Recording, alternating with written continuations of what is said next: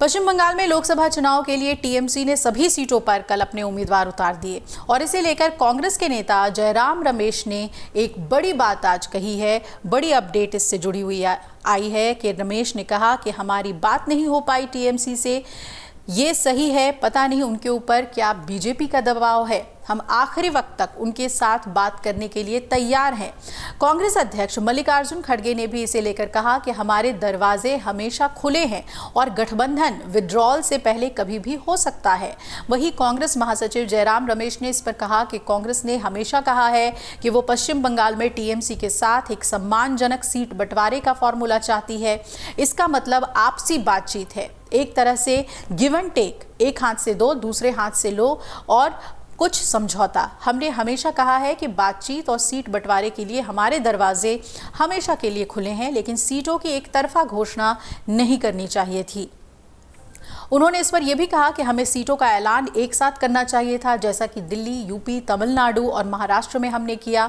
अब टीएमसी ने सीटों की घोषणा कर दी है। हालांकि हमें नहीं पता है कि टीएमसी पर क्या दबाव था, लेकिन जहां तक हमारी बात है तो हम पश्चिम बंगाल में इंडिया गठबंधन को मजबूत करना चाहते हैं। अब आगे देखते हैं कि क्या होता है।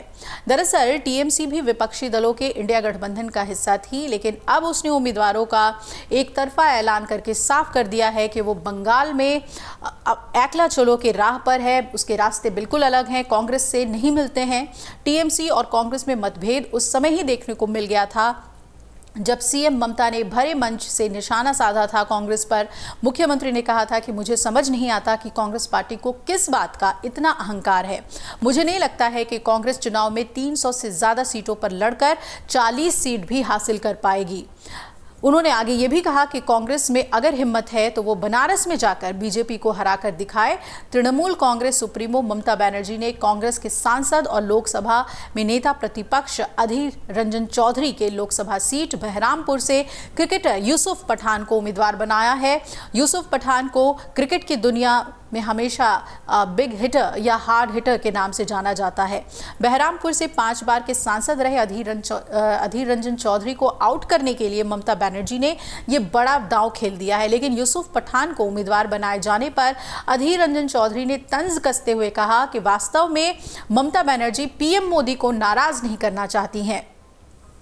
अधीर चौधरी ने यह भी कहा कि यूसुफ पठान को बहरामपुर से मेरे खिलाफ उम्मीदवार बनाना ये इस तरीके से है कि अगर टीएमसी यूसुफ पठान का सम्मान करना चाहती थी तो उन्हें राज्यसभा भेजना चाहिए था।